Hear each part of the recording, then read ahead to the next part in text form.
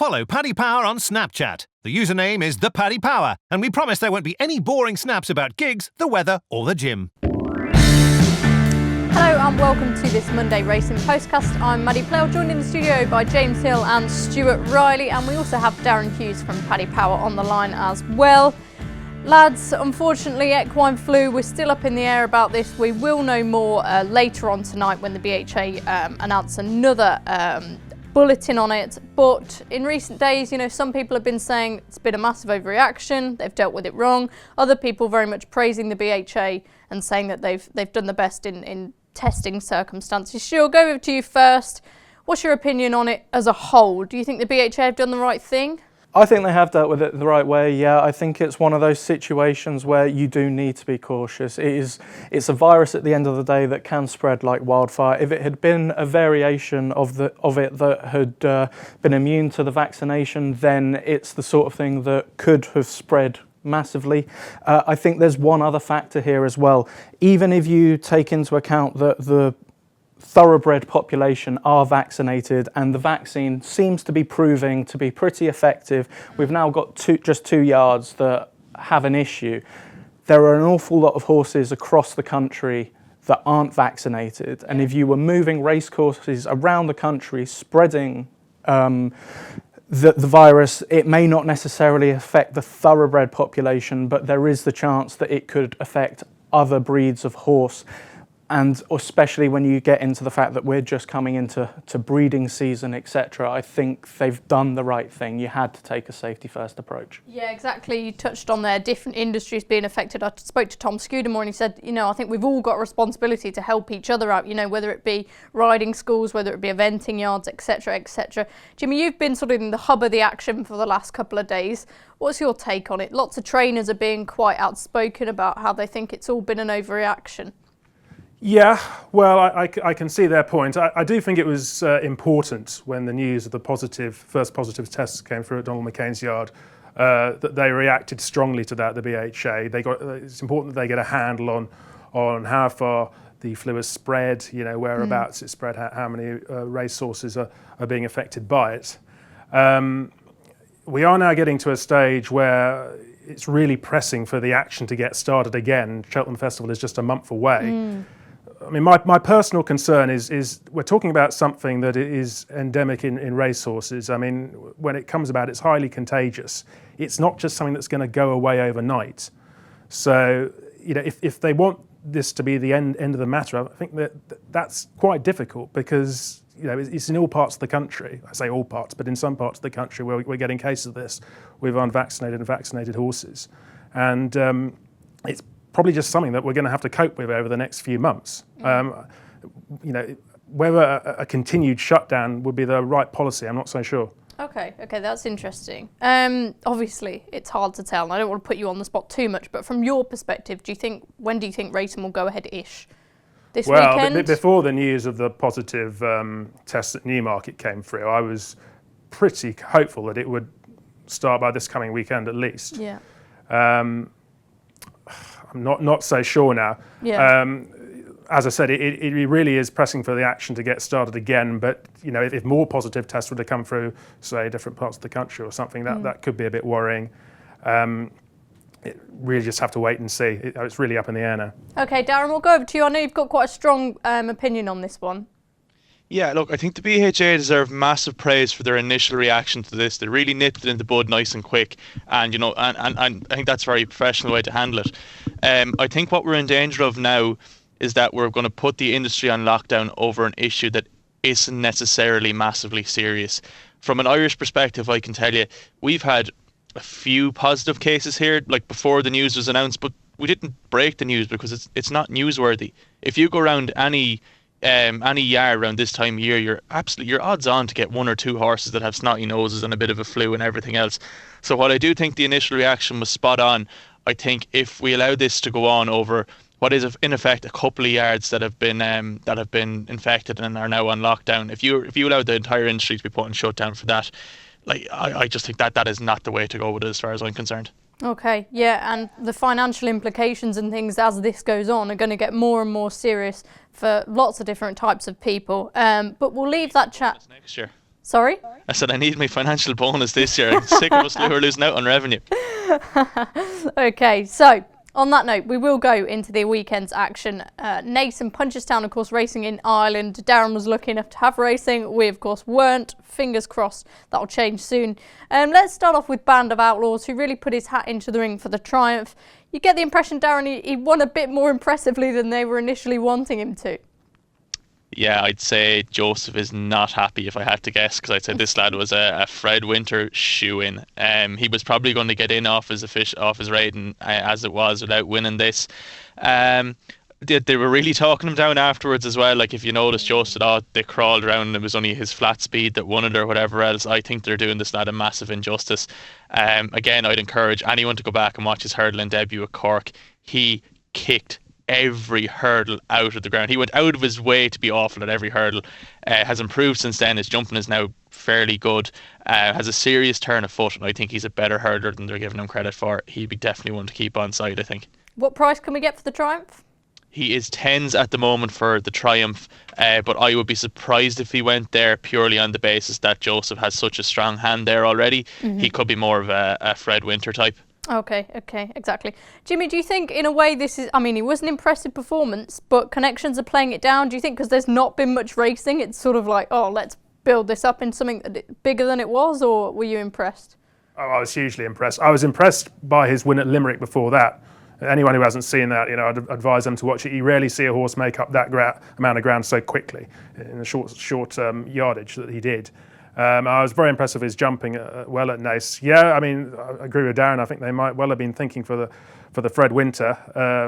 Maybe they're still hopeful he won't get too much weight for that. But I think after that performance, you say he could possibly be a Triumph contender. You really could.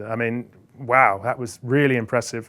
And I have said before that I think we can take that Ireland are going to win the Triumph hurdle. I think we can now take it that Joseph O'Brien's going to win the Triumph. He's got an amazing hand in it. Yeah. And he'd definitely be on my shortlist for that race. Yeah, going to be short odds to win the Triumph, isn't he, Joseph O'Brien? Stu, Band of Outlaws, were you impressed? Yeah, I was really impressed, more so in a Fred Winter capacity than in a Triumph hurdle capacity. As has already been touched on, obviously Joseph's strength there, he doesn't need another string to that bow, and he was very much given the sort of run through the race that was screaming handicap. The thing that's interesting about it is you watch the race again, it's hard to give him too big a figure for it. So actually, on a form perspective, even if you want to mark him up for being as visually impressive as he was, I can't see him getting a massive rating that's going to take him out of Fred Winter contention. And I know Racing Post ratings weren't very impressed at all. Exactly, and it's one of those whereby if he does go down the Fred Winter route, which I think he will, and he doesn't get a huge rating, all it takes is for Joseph to say at one of the many preview evenings that will be going on, or someone to say that Joseph has said, he works as well as the other two at home and he's going to half in price for the Fred Winter. I wouldn't want to be backing him anti-post. I know there's some non-runner no bet out there for the Fred Winter, but I wouldn't want to be backing him until you see the weights. But when you get an idea of what mark he's going to be on, he could be one to play between then and the preview circuit, because he is the sort of horse that has the potential to be talked up. Yeah, he got a rating of 134 from the Irish Handicapper. Okay. That just came out this morning. Now I know the British Handicapper tends to be a bitter little man, and he'll probably give him £10 extra for that. But 134 over our end. Okay, brilliant. Thanks for that, Darren. City Island won earlier on in the card. Now he's sort of a Ballymore type that a lot of Shrewdies have been latching onto, Jimmy. Yes, price-wise pick, I think. And he was impressive as well on Saturday. Unlike Band of Outlaws, I don't think he beat much at all. He was about a 1-5 shot. He had to be expected to win like that. Mm-hmm. Really, it's his form before Christmas that you've got to be interested in, and his bumper form as well. None of it was in graded company, but he did beat some good horses there. He's still got a bit to prove, but he's a Ballymore contender for certain. Okay, what price is he for the Ballymore now, Darren, and how impressed were you? He is 8-1 with us with the Ballymore hurdle, and that's non-runner, no bet. Okay, fantastic. And were you suitably impressed, or do you think he just did what he had to do? Yeah, I wasn't blown away now, to be fully honest with you. He was fine, he jumped okay, and he probably beat the right horse. Like that second horse at Dermot McLaughlin's was suitably well backed after coming from the point-to-point circuit. Yeah, look, it was fine. I wouldn't be latching on to him now as an 8-1 shot for a Grade 1 at Cheltenham off the back of this, but he didn't do anything wrong either, so yeah, fair enough. Okay. Stu, we previewed the Supreme and the Ballymore the other week, and you were talking about the differences between the two races. City Island, would he come onto your radar? I mean, he's one of those horses, I think if you're on at price-wise prices, absolutely, you'd be buzzing right now, wouldn't you? I'm not sure I'd be rushing out to back him at 8-1. He's the sort of horse, yes, I like what I've seen so far, and in terms of the Ballymore, I think he's not even entered in the Supreme. They're very much going down that route, and he seems to tick the boxes for the race. I mean, I think it's one of those. Did he enhance his festival claims at the weekend? No, not really. You know, he did what a 1 to 5 shot should, and, you know, can he win at the festival? Yeah, he can win. I'm not saying he's going to, but he could definitely win it. He's an exciting horse. I think he's got a bright future ahead of him. Do I think we saw the Ballymore winner? Probably not. Probably not. Okay. Did we see a Cheltenham Festival winner in Prava Laguna? Very impressive over fences. She sort of needed to find a little bit to be in the mix with them over hurdles, but she seems to have improved plenty, Stu.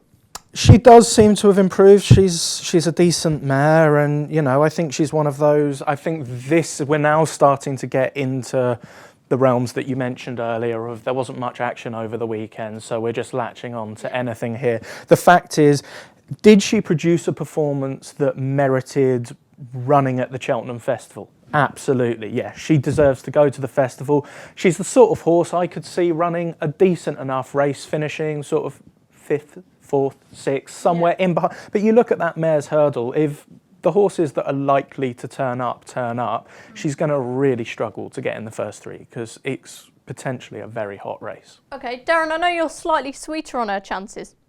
Yeah, I liked her. I thought she jumped really, really well. I think a step up and trip is going to suit her. You have to remember she's going to get a mare's allowance as well. I think it's at £7. And I think, you know, if she went out in front and just kind of said, come and get me in a JLT, which looks like one of the windiest races at the festival going by the entries so far, I think she'd be more than entitled to take her place there, and anything over a double-digit price, and I think she would be, she'd definitely be a contender and be definitely worth backing. Okay, Jimmy, any thoughts? Whose side are you on?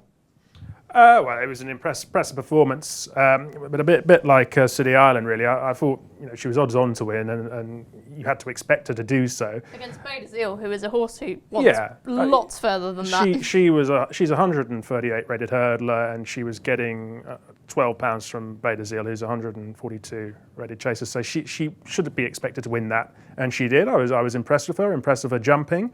I don't know really where she would go at Cheltenham to have a real winning chance. I wouldn't personally have thought she's a JLT horse. I wouldn't have thought she's good enough for that. Interesting if she was in one of the handicaps, maybe to see what handicap mark she got. And obviously there's the mare's hurdle as well. But no, I would look for others for a festival winner, I have to say. Okay, we'll move on to Punchestown on Sunday then. And Ballycasey was a pretty warm order for a lot of pundits. I know lots of people have fancied him for Cheltenham. He disappointed, and it was the old horse Josie's Orders who won over the banks. Jimmy, what sort of impact do you think that would have on the Cheltenham markets? Much? Were you a big Ballycasey fan? Who takes your fancy in March? It would be probably something like Josie's Orders. I mean, I always kind of look for a kind of left field selection in that race. I mean, it's just such an old race. So I think I went for a French trained horse last year. Can't go too far wrong with them, actually. You tend to get good value for those types of horses. Josie's Orders has got to be one of the favourites to win next month. That's a good trial, actually, that race at Punchestown for the festival race. But I wouldn't want to take too short a price about a horse like Josie's Orders. I mean, he is what he is, you know. Yeah, he looks a bit sort of not exposed, but we know where we stand with him now, don't we? So it'd be nice to see something come out. Grand sort, but you know, he's not one to get you excited. Yeah, exactly. Yeah. Stu, any thoughts on the cross country? Yeah, I can't have Josie's Orders. He's the sort of horse I just look at and think, yeah, he likes the Banks course over at Punchestown. He won't win at Cheltenham. He's much too slow. Like, he's had his day. He's 11 now, and you know, I mean, I had to have a bet on whether him or Hurricane Darwin, I think Hurricane Darwin would reverse the form come Cheltenham. He's double the price. So, I mean, if I had to play one for that race, then it would be Hurricane Darwin. But do I think either of them are going to win at the festival? No. Okay, Darren, who wins at the festival? Tiger Roll. Tiger Roll, cool. Head and chest, mouth open, easy game. We're 11-2 Josie's orders. None under no bet for the cross country chase. There's as big as 8-1 in the place. Could probably run into the top 3 if things went his way, but for me they all have to beat the mighty Tiger Roll. Yeah, he couldn't beat Fact to the Matter there, of course, last time either. We'll move on then to Dunikos, a horse who I was so confident they were going to run him in the 4 miler last year. I had quite a big bet by my standards, went to the RSA, lost his way after that, but he won the Grand National Trial in pretty good style, I think it's fair to say, Darren. Yeah, he did it really well. I actually backed him for the Thyestes, of course, so it's no shock whatsoever he came out and won this. Did it reasonably well. It was like a Jigginstown battalion jumping the last. It was just a matter of which one of them was going to get in front, and Davy did a great job to get Dunikos up. The one that I took out of the race was Solomon Grundy for Henry de Bromhead, and Tom Skoo looked momentarily outpaced, and he stayed on like eye-catchingly enough now to be 5th. He was given a soft time, but I think, and he was also given a soft time for the Christmas. Now the thing is, he might need a couple of pounds to get into the Irish National, so maybe finishing a bit closer would have been no harm. But he was my takeout from the race. But all credit to Dunikos. Any takeouts, Stu? I find it a difficult one. I kind of look at Dunikos and I think he was running at Punchestown off a mark of 1:47. It took 1:42 to get into the National last year. So to me, I never understand it when this happens. A horse comes out, wins a handicap and gets cut for another handicap, because effectively all he's done is made his chances harder of winning the National. Dominic Gardner-Hill doesn't do the weights until Tuesday, and you can bet wherever he had Dunikos, he's adding a few pounds today, isn't he? Therefore, come Aintree in April, he's going to have a harder task of winning the National than he did on Sunday morning. So, yeah, he's not one to be playing for me. Yes, he's proved he's in good form. It was a peach of a ride by Davy Russell, but I think that's as far as you can take it. Okay, Jimmy, any Grand National fancies at this stage? Well, Dunikos I wouldn't say he'd be on my shortlist or anything, but he's one to think about definitely after that. He won with his ears pricked. I mean, that Flogus Novice Chase form from his novice season reads really well now, doesn't it? Yeah, and they, like you said, they could have gone for the 4 miler last season. They ended up going for the RSA. I seem to remember he drifted quite badly on the day. Yeah, he did. But no, they obviously think quite a bit of him. I mean, they were talking him up for the Thyestes and other big handicaps earlier in the season. So he's got some talent. I mean, as Stu said, that's really not going to help his handicap mark for the National. But with his trainer's fine record in the race, you'd have to consider him. I mean, he's young and improving and seems to jump well enough. So. Yeah, exactly. Darren, any other sort of fancies from Naas from Punchestown, on Sunday? I know Riders on the Storm, he won. Quite a few people hopefully would have been on him after listening to the Friday tipping postcast. Yeah, he was a massive standout for me. Jumped really, really well. He looks really quick that's what stood out to me. They were talking about going for the JLT with him, and that just doesn't make any sense to me. He was tying up, I think. Well, they say he was idling, I don't know. But, he didn't seem to get home over 2 miles 3 around Limerick on what was admittedly very heavy ground around Christmas time. But the JLT wouldn't look obvious to me. If I had him, he'd be going to the Grand Annual, I think, because I don't know what rating he got, but that'd look the race for him. And then there's one for your Racing Post tracker, and Tracy's Enniscorthy ran in the 20:3. It was a 0 to 109 3-mile handicap hurdle. Looked to be coming to win his race and kind of clattered the last. He ended up coming home lame, but he was only beaten about 4 lengths. This lad, just stick him into your tracker, wins next time or the time after. You're going to make money back in this horse in its next 3 races, so he's definitely one to follow. And Stu, some horses that you think could run well in the future? Yeah, there were 2 horses that ran this weekend, both novices, both mares, and that's what interests me. One was Sonoria, who ran at Punchestown, won for Henry de Bromhead, who already has the favourite for the mares novice hurdle, Honeysuckle. I'm just really impressed with her. She beat a decent yardstick in Chosen Mate. The fact that she went against the Colts, the Geldings, and proved her stuff against the boys. Always, I find, encouraging form for mares if trainers are willing to stick them into open company. I always think that's catches my eye. I thought she did it in really gutsy fashion. The 2 pulled clear, and there doesn't appear to be a Willie Mullins crackpot for that race this year. She caught my eye. The other one was actually at Naas on the Saturday for the same race, Emily Moon. She just ran the sort of race that I think has kind of gone under the radar. She went out from the front, they never got anywhere near her, and you kind of think, oh, gifted it, move on. The fact is, she was actually only 3 lengths clear passing the post first time.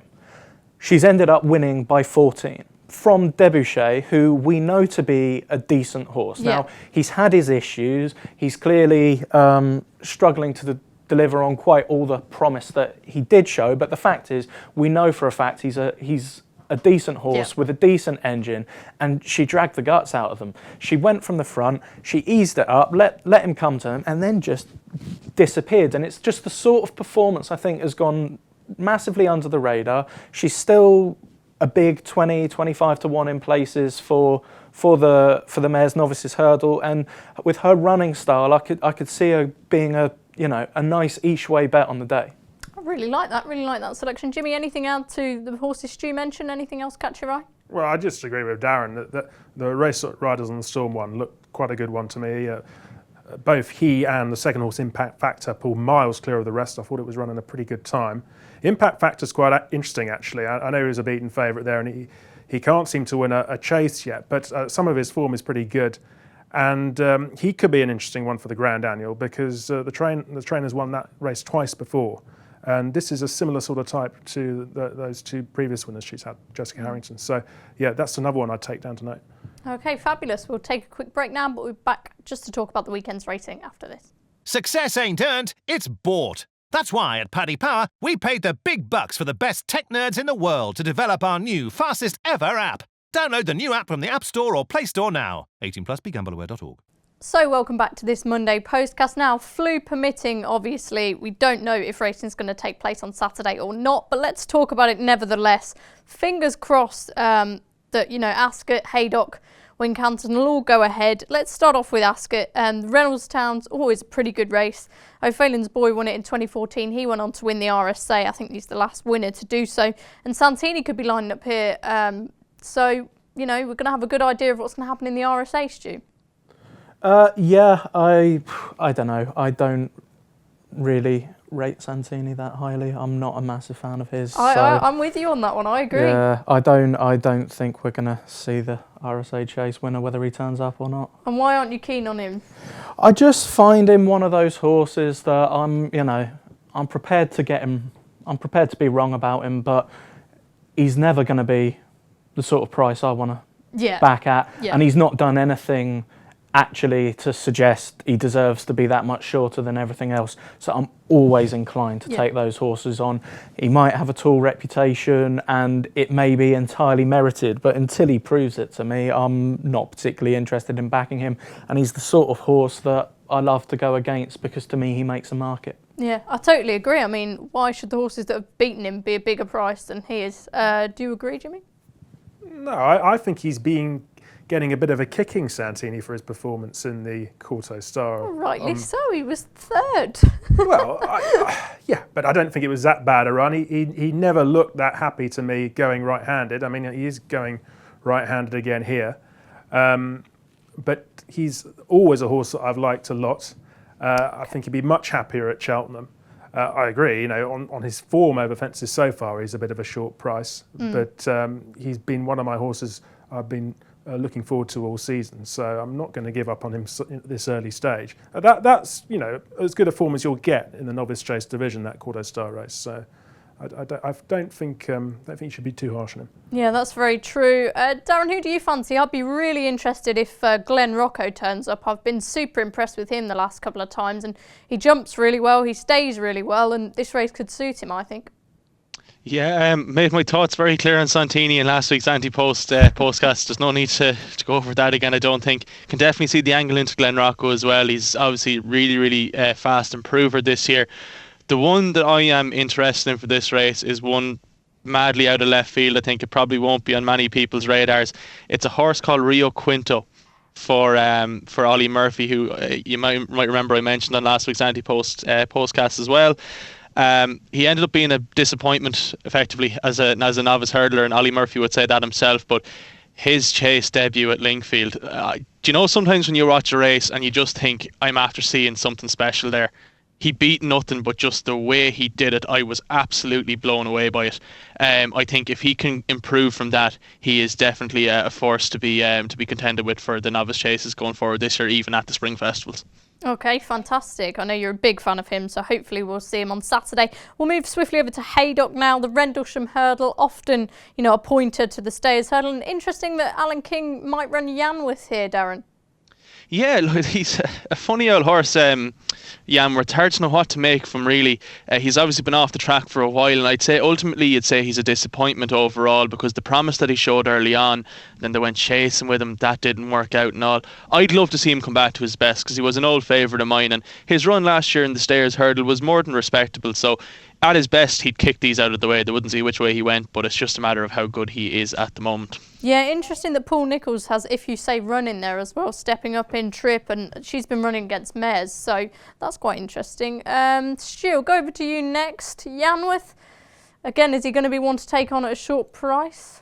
Well, yeah, you'd have to, wouldn't you? You can't go in backing him at a short price based on where he's been and what he's been doing lately. The one that I'd be interested in is Klein, obviously, if it goes ahead, and he'd want testing conditions, but at the same time he is going up in trip, so maybe that mitigates it. He's a classy horse. He's been banging his head against some decent yardsticks at shorter trips, and he's the sort of horse that come 2 out, he may just fade out of contention and not have the stamina for it, but actually he's one of the classier members of this race, and if he does stay the trip, if it is what he's been crying out for, it could be very hard to beat.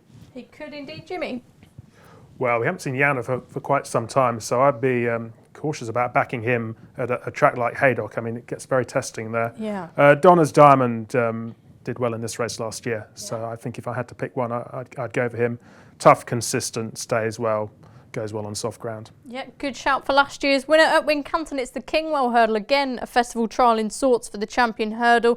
A few really interesting names in here, Darren. I know you thought So Royal was a bit of a left field one, considering he's probably going to go to the champion chase. Yeah, well, I don't give him any chance in the champion chase, so I suppose he's as well going back hurdling. He's a funny entry, all right. Like, it wouldn't be unheard of for a horse to have a prep over hurdles before going chasing at the festival, but if he ran here, look, he'd probably be a short price, because he is probably the best horse in the field. But just run us through the rest of the runners. Yeah, sure thing. So Silver Streak, if the cap fits, Unison, Vision to Flow, Chittabello, Jolly's Cracked It, Getaway Trump, Grand Sancy, Kel de Sten, IK Brunel, and Speredek, as well as So Royal. And the one I'd be interested in, I think, here is if the cap fits. I think he is potentially a top class horse. Probably hasn't just shown it yet. If he could get his conditions here, good to soft ground and a strongly run race, I think there is more to come from him. Yeah, Jimmy, interesting to see Speredek in there as well. He goes off like a nutcase in some of the good handicaps over 2 miles over fences, so who knows what he could do back over hurdles. Yes, he could slip them. You can get that at Wincanton sometimes, because they're going downhill into the straight, so that's always a possibility. I would have thought you'd see something classier winning this. Vision de Flow, I thought that was a much better run from him at Sandown last time behind Bouvedere. That was our first run after a wind up, I think. And if he wouldn't have flattened the last 2 flights, he probably would have been a bit closer as well. Yeah, well, if he can step up on that, he'd have to think that he'd have some sort of chance. I think if you're a Bouvedere fan, you'd be hoping that he'd run very well. Otherwise, it doesn't really say much for Bouvedere's recent performances. So, I can see him going close. Yeah, Bouvedere did sort of breeze past him at Sandown, but I thought he gave him a pretty big fright, didn't he? You say that. I mean, Vision de Flow was chasing him right to the line. Yeah. I mean, he was chasing him, but he didn't get him off the bridle, Jimmy. Like, if you're Bouvedere, you'd be absolutely loving it if Vision de Flow goes to Wincanton and wins, because if the horse that can't even get him off the bridle's the biggest danger in Britain, you're laughing, aren't you? You've got one horse to worry about. I've seen Bouvedere win easier than that on quite a few occasions. Beating higher rated horses of Vision de Flow easier than that. I rate Vision de Flow. He's a decent horse, and I was impressed with him up at Aintree. And I think he's the sort of horse I've been waiting to come to the Boyle. He's kind of not it's quite done. Miss, isn't he's not quite done what I was kind of hoping he would this season. But that said, I'd be disappointed if he won this. It would. Yeah. So who do you think wins, Stu? I'm going to go a bit left field. I'm going to go with Kel de Sten. I think if you look at the weight he'll be getting will be a major factor here. He's a classy horse. He's racking up a load of wins, and if I had to say one of these is going to win a Grade 1 at the festival, it's him, isn't it? The rest aren't. So yeah, I'll side with him. Okay, Paul Nicholls, I know he likes this race. Local to him, of course. We'll move back to Haydock now for the William Hill Grand National Trial Handicapped Chase. Darren, I know you've got betting for this one, so just take us through it. We have surely, yeah. So one of your favourites, Maddie, Miss Parfa is 8-1 joint favourite here, alongside Ramsey, the Taye and Robbinsford. Ballydyne is 9-1. Impulsive Star is 10-1. Beware the Bear is 12-1. Captain Chaos is 12-1. The Klondike is 12-1. Yala Enki is 12-1, and we are 14 spar. Brilliant. Yala Enki won it last year, but as you say, great to see Miss Parfois back, and I'm excited to see what she can do. We've only seen her in the Ladbrokes Trophy this season, Darren. Yeah, her run last year in the 4-miler was a bit of a heartbreaker for all involved. And her run in the Ladbrokes Trophy was just a bit of a head scratcher. Hard to know what to make of it. I don't know, does she need really soft ground or what? You know, she's gone okay on all surfaces in the past. I'd hope to see her get her back on track here, because she's a really, really likeable mare, and I'd like to see her kick on in her career. Yeah, and who would you like from a betting perspective? An old favourite of mine is Red Infantry for Ian Williams. He's really been on the improve this year. He almost won a similar race at Sandown earlier on in the year, and where I just think the bottomless ground caught him out, as well as having to give 2 stone away to the eventual winner. I think slightly better ground here and a nicer race and weight will suit him perfectly, because he does look a stayer on the improve. Okay, the Grand National pitch is still looking pretty open at this stage. Jimmy, any fancy in this? It's going to be a real slog, isn't it? I mean, it always is. I know Yala Enki is £9 higher than when he won it last year, but last year, I mean, Venetia Williams' runners weren't as in good a form as they have been this term, and I thought his performance in the Welsh National was terrific. I mean, he really can keep up a gallop in this sort of soft, heavy ground. Good record at Haydock, so I can't see him finishing out the first 4, I have to say. Okay, nice and confident, Stu? Yeah, I'll go with 2 against the field. I thought Ballydyne was impressive last time, made a bad mistake. I think it was 3 out and cost him his chance, but he travelled well up until that point. And the other one I like is Beware the Bear. He's a classy horse. Great big staying chaser, looks tailor-made for a test like this. And the beauty of this race, with it coming after the national weights are released, it brings horses rated above 142 into play, because they aren't going to damage their marks for the big day. So yeah, he'd be the other one.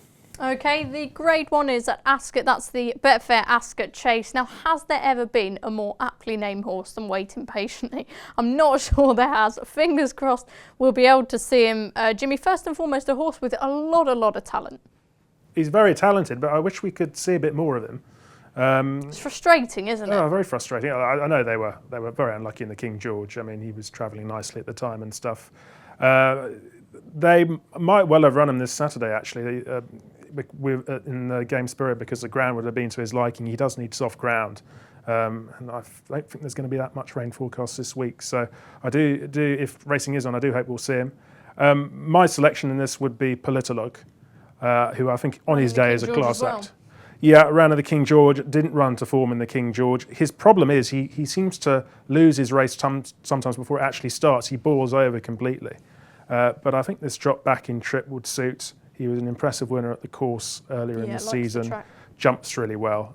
I think this is his distance. I think this is his chance. Yeah, and what about the Ryanair for him, speaking longer term? Do you think he could do well in that? I prefer him for this sort of, because he's got such a good record on right-handed tracks. I mean, he's a Tingle Creek winner as well. I think I prefer him for this than the Ryanair. His record at Cheltenham's not great, isn't it? Okay. It's not special. Yeah, and Stu? Yeah, I mean, I think if Waiting Patiently turns up, he probably wins it. He's a classy horse. I think the way to play this race, if you're going to get involved... Let's just hope it's on. Well, absolutely, but if you're going to get involved at this stage, Politologue is the play, because there's every chance that Waiting Patiently isn't going to turn up, and if he does... You can't say guarantee, like, you've not got a bad price, have you? Politologue's still going to be the same price to beat him if he does turn up. I think the other issue with Politologue, that, talking of what Jimmy says, he can be a bit headstrong, he can boil over. This race could be tailor-made for him, because you've got Surname in there, who will go off like the clappers, and that should help him settle. So everything looks set up for him to run up to the best of his ability, and if he does that, waiting patiently, he'll have to produce a good run to beat him. I think he will, but at the prices at the moment, with the fact that even if racing is on, you can't guarantee waiting patiently will be there. If I had to play now, I'd play Politolog. Okay, Darren, just run us through the betting and your selection. Can do, yeah. So Waiting Patiently is indeed our 7-4 favourite here. Politolog then is 10-3. Surname and Top Notch are 4s. Fox Norton is 6-1. Charbel is 10s. ASO is 12s. Janica is 14s. And Abolitionist rounds them out at 100-1. Suppose, yeah, the talking point of this race really is Waiting Patiently, who was turned into an extremely frustrating animal. Seems to have been wrapped up in cotton wool. I can fully understand why, when you're a small yard and you've only one stable star, the last thing you want to do is risk him. But for the sake of the horse, I'd like to see him run again if he does have any festival aspirations. The one I'd sort of side with here, I think, is Charbel. He's something of a cliff horse of mine. I think he has bags and bags of ability.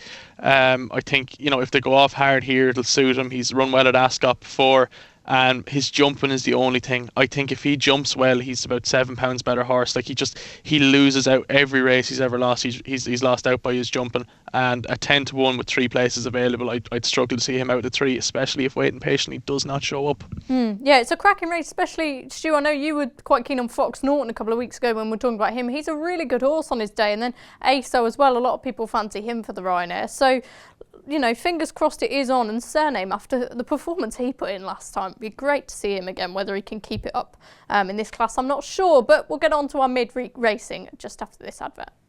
Follow Paddy Power on Snapchat. The username is the Paddy Power, and we promise there won't be any boring snaps about gigs, the weather, or the gym. Welcome back to this Monday Postcast. Now, we'll find out later today if racing does take place on Wednesday. Fingers crossed it does. We're going to presume it does.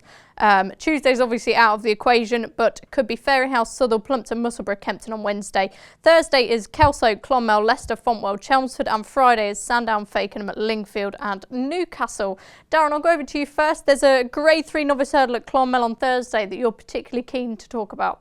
There is indeed, yeah. It's probably going to be the best race of the week and potentially one of the only races of the week, depending on what you lot get up to. Salsaretta's in here for Willie Mullins. She's an interesting runner. Gordon has a few in there as well. Dallas to picked on. An interesting one on Dallas to picked on. I either don't see him running here, and if he does, I don't see him winning. Gordon said at the weekend, I think in the Racing Post, he wants him to go for the Martin Pipe. The last thing he wants is for him going winning a graded race between now and then. The one I'd be half interested in is Cap York for Noel Meade. So he came back after 2 years off and won a maiden hurdle at Navan by a length and 3/4, very, very cosily. Went down to Limerick for the Grade 2 over Christmas and finished just behind Darren Ross, Deffy Blue and Pleasure Dome. I think Darren Ross is potentially extremely smart. I think he's very, very smart potentially, and that form could work out really, really well. I think as a boost to his form, Cap York would be the one I'd be interested in. Okay, fabulous. Gents, any other things to talk about other than your midweek naps? Stu, I'll go to you first. Yeah, absolutely. At Fairyhouse on Wednesday, Gordon Elliott has a talented horse entered up for the first time in over 2 years called Missy Tartar. She was very impressive as a juvenile hurdler. I'd be excited to see her back. She's only 7 now and she's going over fences, so that'll be interesting. If she can get over whatever ailments she's had and she can retain the ability and take to fences, then she ticks an awful lot of boxes and could be one to watch. There's just one other thing that I want to highlight. There's a decent card at Sandown on the Friday, and if that gets the go ahead, that'll be really interesting. You've got Angel's Breath centred on the card. You've got a Grade 2 Mares Novices Hurdle that'll be a big pointer. But the race I want to highlight is the Royal Artillery Gold Cup. Always a fun race. Absolutely, because I will be watching the jockey bookings for this like a hawk. There is a gentleman by the name of Lieutenant Billy, and let me just get this right. Aprahamian, right? Billy Aprahamian is a genius in these races. He rode Barden to win the Grand Military Gold Cup for Nicky Henderson last year. He rides out for Nicky Henderson, and he is a serious talent. Go back and watch that ride on Barden. He wouldn't stick out as if he went against the pros, and I've never seen a rider in a military race you could say that about. So if he is on one, it is worth backing because he's absolute magic. I love that. Apart from obviously when you got to we're doing quite well, Fairyhouse to start off with. Yeah. It's definitely going to be ahead anyway, Jimmy. Our old colleague Ross Clark used to love that race. He said it was his favourite race of the year. He was like you, just looking Good at old the jockey bookings, and he just couldn't wait for it each year. I did find one at Fairyhouse for midweek in the 2:35 on Wednesday. Grey Waters. I think she could run quite well. She's very consistent for the Joseph O'Brien yard, which of course is in great form. And I thought she ran well behind a really top-class mare, Camellia de Cotte last time at Turler's. So I can expect to see her going well, getting some weight. And I, like Stuart, am hoping there is a resumption at Sandown on Friday, because we could be seeing one of the most exciting horses in training in the 3:30 there. That's Elusive Bell. Yes. Yeah, very impressive winner at Wincanton. Festival winner in waiting, hopefully. God, it's a nightmare not having any of this racing on, isn't it? Please sort it out. We'll go on to your midweek naps now. This will not be beaten. James Hill. I'm going to go for a horse called Buffer Duff in the 3:50 at Clonmel. Good second at Navan last time. Going down to a well-handicapped horse and Gooseman. Up £5 for that. And I don't think this race is anything like as strong. Okay, that's on Thursday. And Darren. A horse called On the Line for Hugo Palmer is entered in a novice stakes at Lingfield at 3:10 on Friday. Some very, very interesting novice form at good tracks from over the summer, principally when he wasn't beaten far by Court Poet, who went on to run very, very well in the Group 3 in France, and Leroy, who went on to win a Class 2 juvenile handicap off a mark of 84 immediately afterwards. This race looks fairly weak. He's been given a bit of time off to strengthen up, and I'd be very sweet on him. Stuart. A horse of Gordon Elliott's called Blow by Blow, who is in the 2 mile, 7.5 furlong chase at Fairyhouse on Wednesday. Found it very interesting looking through the field for that an awful lot of Gordon's entries, and indeed an awful lot of the entries for the race, ran in Sunday's Grand National Trial. The reason this horse sticks out for me, Gordon obviously does very well with those staying chasers. He had the first and third, I believe it was, on Sunday. This horse was very much kept for this race. Everything else ran on Saturday. He's got 2 others in there. They're 11 and 12. One of them's been off the track 650 days. This very much seems like his horse for this race. Interestingly enough, on a mark of 142 in Ireland, which if he had run on Sunday, there would have been the possibility of going up, whereas if he runs after the weights have come out, on the day after the weights come out, then he can't be touched. So all of that combined to make me think, well, maybe Gordon has lined this one up at this race, and he'd be my midweek nap. Very, very shrewd. I like that. I like that analysis very much. That should do us for today's Postcast. We'll be back soon. Make sure you rate, review and subscribe wherever you're listening to us from. Remember that the Cheltenham Anti-Postcast will be out tomorrow. The golf is on Wednesday and Bruce is in the chair for that, as well as Friday's Tipping Postcast. Fingers crossed there will be some action to talk about then. I've been Maddie Playle and we'll see you soon. Follow Paddy Power on Snapchat. The username is ThePaddyPower, and we promise there won't be any boring snaps about gigs, the weather or the gym.